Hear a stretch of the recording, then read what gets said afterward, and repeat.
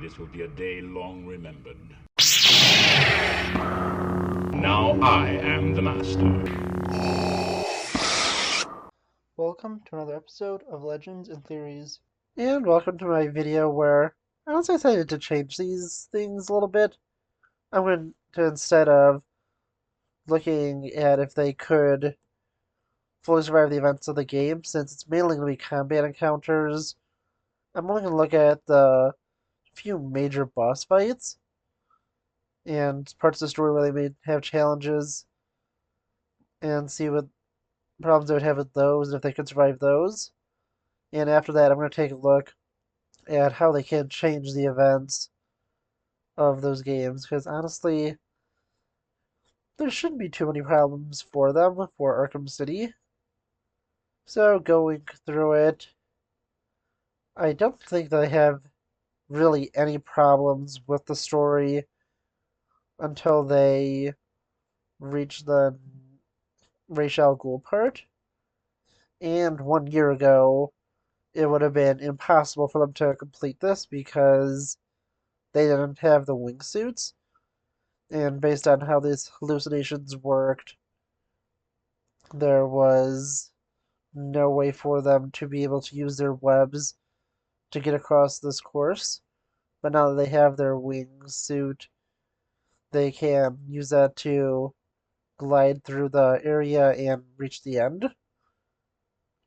And then the next problems they face through the story is Mr. Freeze. They should have enough combos to take him down and different strategies. Although it'll be a little more challenging since, especially for Miles, he doesn't have as many gear and combat options, and it's generally using the same types of abilities. But I think that they'll be able to use enough of these abilities to be able to take down Freeze. And then after that, I think that the most difficult part for them will be taking down Protocol 10. They don't have as much of technical expertise as Batman and Oracle do, but I still think they'll have just enough to be able to steal the Tiger encryption and use that to get into the base of Undertower and climb up it. After they've reached the top, they should have no problem shutting down Protocol 10. And once they have to go down and fight Joker, they should have really no problems fighting Clayface.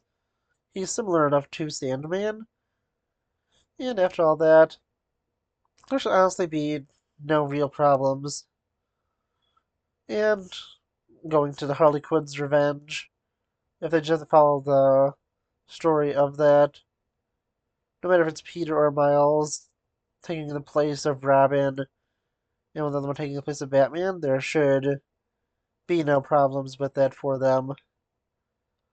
But yeah, let's go to see how they'd be able to change the events, because I realize this is a lot easier to do.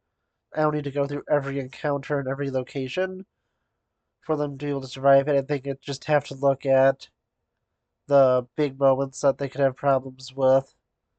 See, I think they could totally survive the events, but let's see how they'll change them. And for this, we're just going to act as if we were looking at the base version of the game. We're not going to consider the Catwoman portions because honestly, it feels kind of unnecessary. It feels like stuff that Peter and Miles wouldn't be up to. And if anyone from their universe would do it, it would be Black Cat. She's not a playable character, and it's not necessary to look at. So let's go and take a look at how they would change the events of Arkham City. And starting off with the most obvious thing, we're going to take a look at why Strange would want to capture them and justify that. And we're going to say that Peter's the one who's been captured, and Miles sneaks in to give him his equipment. So, through that, we're going to say that Peter is captured for Strange knowing that he is one of the Spider-Men, and he'll have to go through the fights that Bruce did, and they'll remain basically the same up until they reach the section just after Mr. Hammer's boss fight. And that's since they'll have to follow the clues. So you're going to figure out Joker's involvement would be the best lead. But after that, when they go up, things will change where I don't think that Joker's going to get on the drop on them, and this will cause them to be able to hold him down. They'll figure out about the Joker's disease. They'll still have to find a cure for it because I think, unlike Bruce, who was perfectly willing to let both him and Joker die, they want to cure him, but there's also the fact that Gotham has been poisoned. So they'll definitely want to go to get that cure. And even if they have their hesitation to let nature take its course on the Joker, they'll have to go and want to get the cure to at least be able to save the others, but that also takes them tension off of the storyline for mainly the fact that they don't have to worry about dying, and with the fact that only one of them is needed. I think that Peter would send Miles to go and to deal with the cure as him being the more experienced hero. He's going to go into an investigation on Strange and what Protocol 10 is.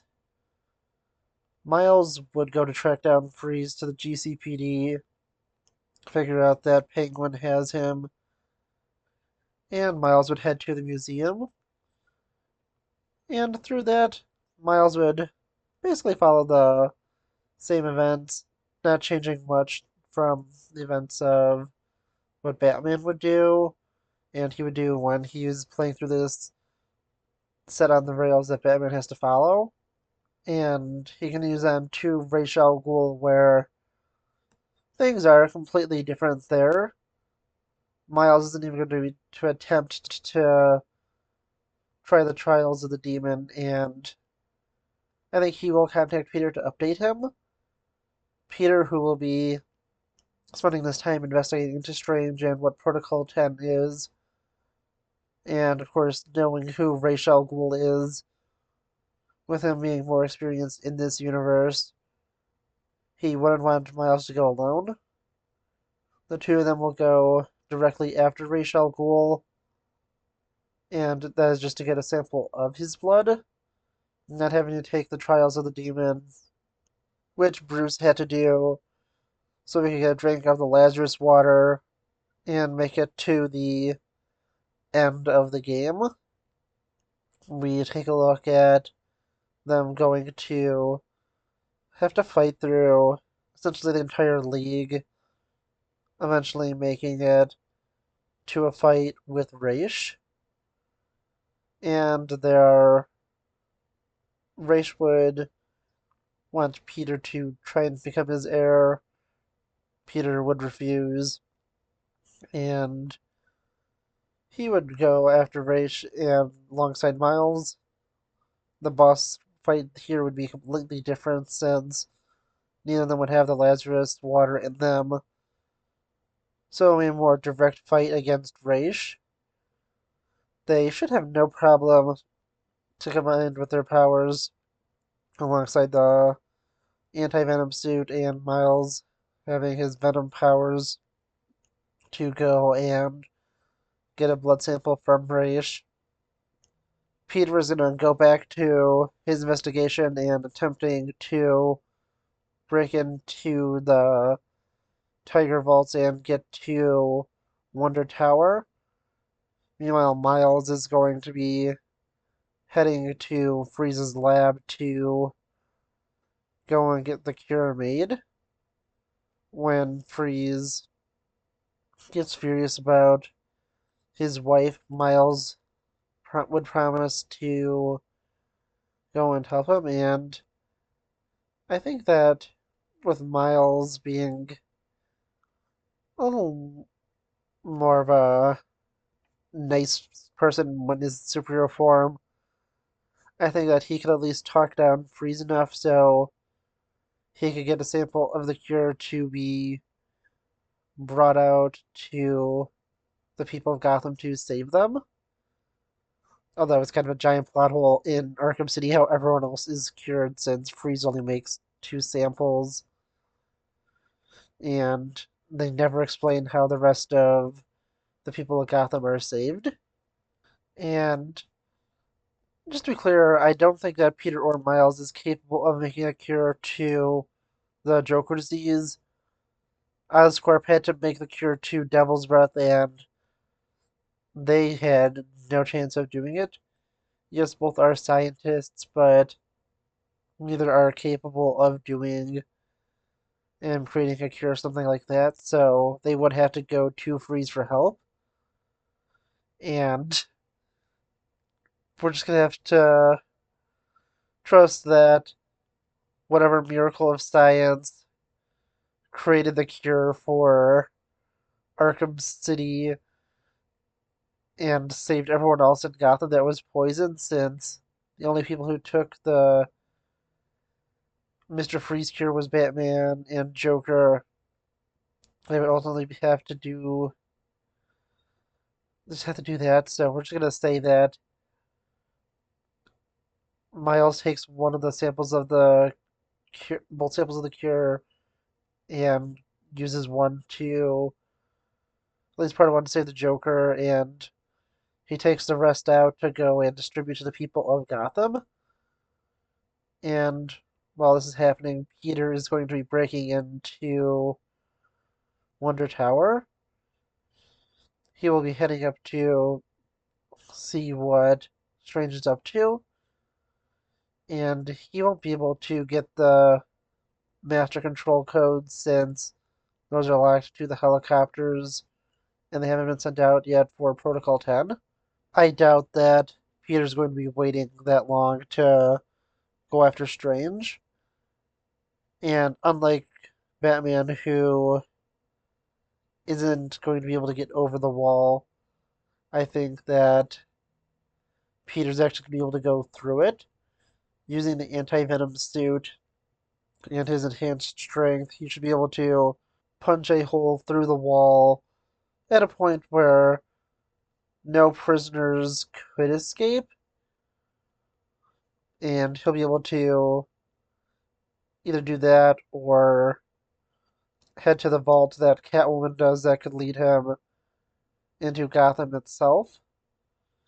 Either way, he'll be able to head directly up Wonder Tower, not having to worry about going through the insides of the elevator. He'll be able to climb to the top and confront Strange there. I think that will give Strange just enough time to activate Protocol 10 and begin his attack. As Strange threatens to expose Peter's identity, Miles will be returning from getting the cure to be spread throughout the city.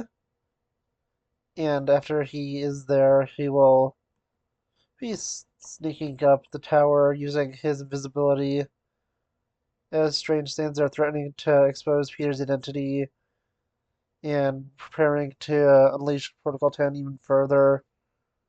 Miles will be able to take Strange down, and he'll be able to put information into the system for Genki to be able to hack in and stop Protocol 10. This will cause far less casualties than it initially did, since Peter and Miles would be able to get to the top of the tower faster and wouldn't have been distracted by as much of the story. Through this, we reach close to the end where Rachel will come back. He will go and stab Strange once again. I don't think that Peter and Miles' spider sense is going to alert them to that fact that Strange will be in danger. Strange will then activate Protocol 11 and the top of Wonder Tower will blow. And while falling, I think that Peter and Miles would be able to save Ra's al Ghul from death. It doesn't matter too much since Ra's wouldn't have that much effect on the story from that point on. They'd be able to pull themselves up, and from that, they will essentially be done. They don't really have to worry about Joker coming back, and just for the interesting concept of it, we're going to say that Joker was killed during Protocol 10. We're going to say that him not taking Talia hostage will change things just enough for him to be killed, so we could just set up Arkham Knight as a continuation of this. Now, going on to Harley Quinn's Revenge, things are just honestly going to be completely different. We're only going to look at the flashback sequence because I think that Peter and Miles combined, teaming up together, they easily take down Harley in that first section, with one of them being injured as Harley tries to kill one of the cops. The other one easily takes down Harley. So yeah, honestly, with that, I was gonna say if we just take a look at things, Joker doesn't necessarily have to die. I'm just gonna say he does just to make the simplicity of being able to move the story along forward, but if we're taking a look at realistically, Joker probably doesn't die. I'm just using this to have the next scenario set up for Arkham Knight where Joker is dead, so he isn't appearing during that story. But that's all for me to figure out when I go and do that Arkham Knight video. So yeah, honestly, I want to know what you think, and I'll see you all in the next episode of Legends and Theories. Thank you for watching this episode of Legends and Theories. Please subscribe, like the video, share the video, leave a comment, check out the video on screen, and may the Force be with you.